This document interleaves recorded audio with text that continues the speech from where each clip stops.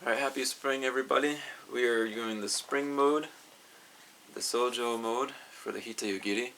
And we're going to start actually, instead of the other Netori section, we've got a Netori piece right at the beginning of our spring Sōjō mode repertoire. So we're going to use that as our first piece this time around, okay? So if you have the book, after the Oshiki section, you've got the Sōjō pieces, and the first one is Ki-Netori. And that's what we'll be doing today. I'll start just by playing it for you, then we'll talk about the fingering and all that business.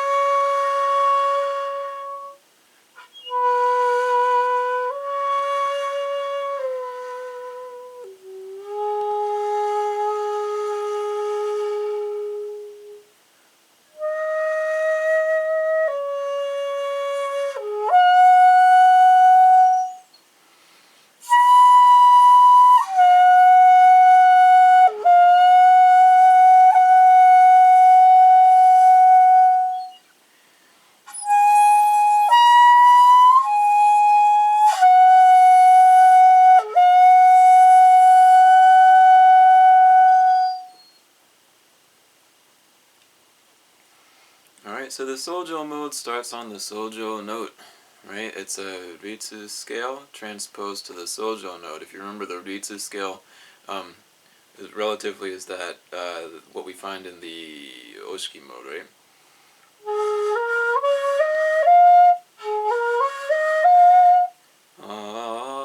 And we just take that starting note and shift it up a couple of notes so it starts on this ya here, right?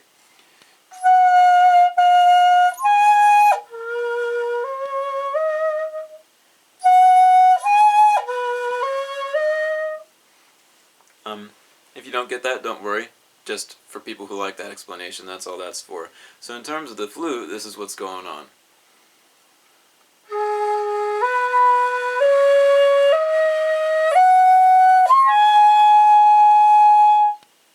Right, that sounds kind of a lot like what we're used to hearing on the shakuhachi, right? If you just play it all open notes, that's pretty much what you get.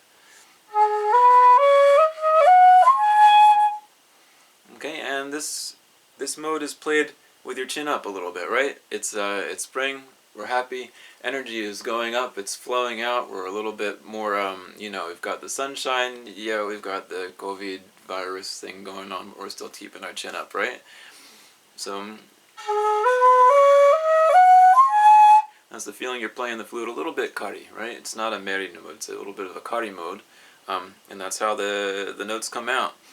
And because of that, because you're playing it kari, that's the interesting thing. There's, lots of people say that these Hitoyogiri fingerings are haphazard, but that's not true at all. They actually make a lot of sense given the mood. It's actually a fingering that you can use to get these notes with doing minimal adjustments, right? So, you've got your bottom note. And of all the notes, this is the one that's going to still feel kind of like straightforward. And then as you go up the scale, you start to get a little bit kari.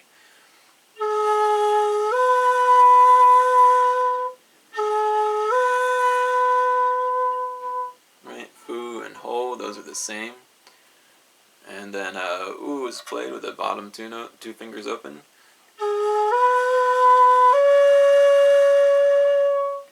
And then just opens the next finger, so you got the bottom three holes open.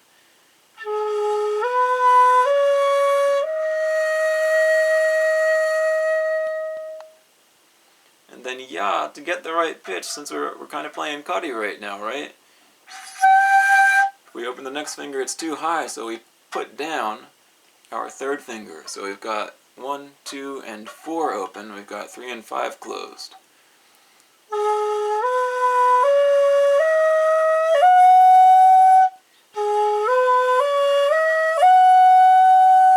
And again, you might have to lift that up a little bit, kari, but it's good. It's good.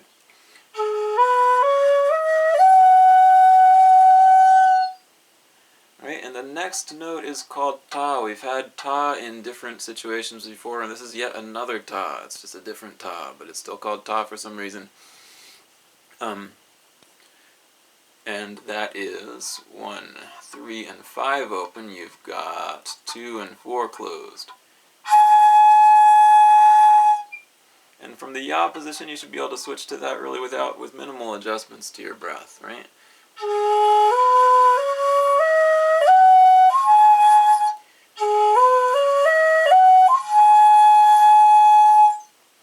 Now, however, this is one it's interesting, especially in the older manuals and also in some slightly less older manuals. Those were written in the first 100 years of the Edo era. There's usually an alternate fingering listed, either as ri or just as an alternate for ta, which is just having this hole, the fourth hole, closed. On some fat Hitoyogiri, the ta fingering just doesn't work out so well. It's a little bit difficult. And again, on most Hitoyogiri, you're going to have to find the range that works with your flute. If this fingering doesn't work, maybe you're playing 2-kari, right? If you play 2-kari, it's not going to work out. It doesn't work, right? You got to calm it down a little bit if that's what's going on.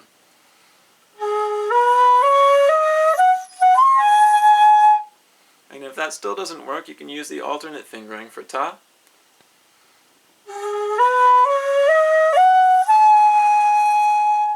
Right? Whichever one of those works best for your flute is what you want to be using, okay?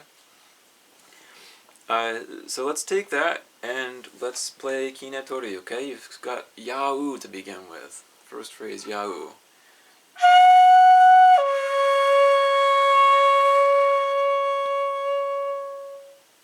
Again, it's kind of a bright mode, right? It's springtime. It should be a little bit of a happy feeling for lots of these. Yeah, Yau, and then you've got Horufu. I'll explain that to you in a minute.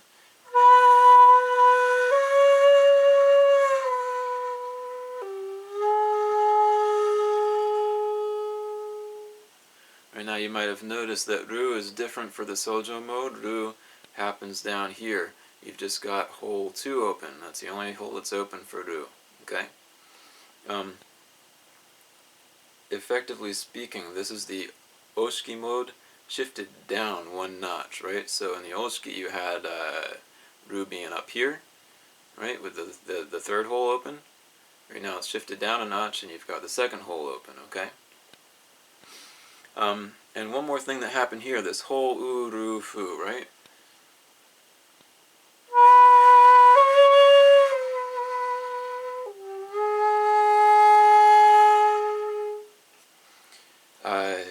In the Sōjō mode, this happens when you have a ru fu or a ru tol together. It's called the Mawaru-yubi technique, okay? I've talked to you about it before. I was pretty confused about it. I've been reading it over and over and kind of looking at different scores, and this is the best interpretation I can come up with for it at this point. Just because it matches what's written down, everything fits if I do it this way. So I think it's a pretty good interpretation at this point. Right? You've got the hou. And for the ru, you drop down to the pitch of ho, okay? So you're going to have to play it a little bit merry. If you don't get all the way down to the pitch, I think that's fine. It's like something that's interesting about these pieces is they don't have to be precise, right?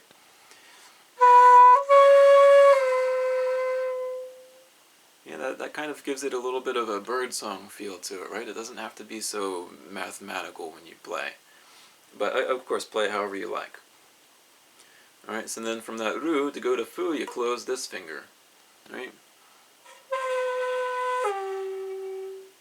When you close it, since you're playing ru a little bit merry, it gives you the tsutsune, that bottom note is a little bit low, and then you can kind of bring it up, and that's exactly what the Mawaru-yubi technique talks about, right? You bring this finger down, you go into tsutsune, and then the air that's kind of, played a little bit merry, you kind of bring that back up, so that the next note is not just one note, right? You kind of like, it kind of moves and changes as you do it. So you should have ho u ru fu like this.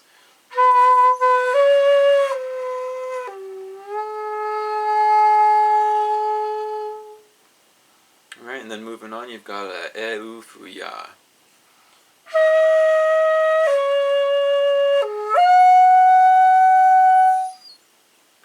And again, that fu's probably like kind of a hit, right? So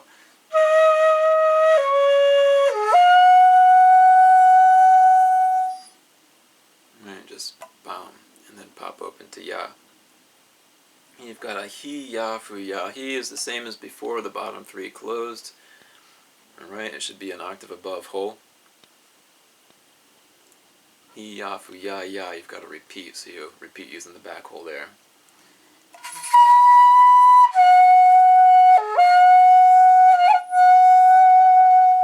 Alright, one more time.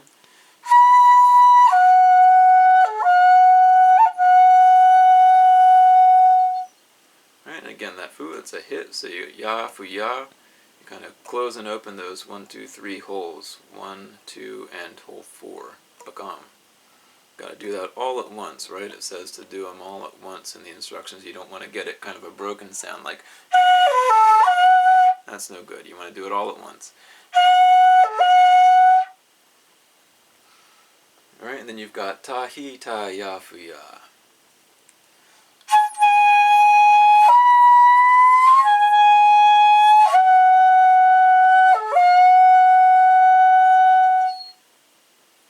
Alright, so let's put it all together one more time.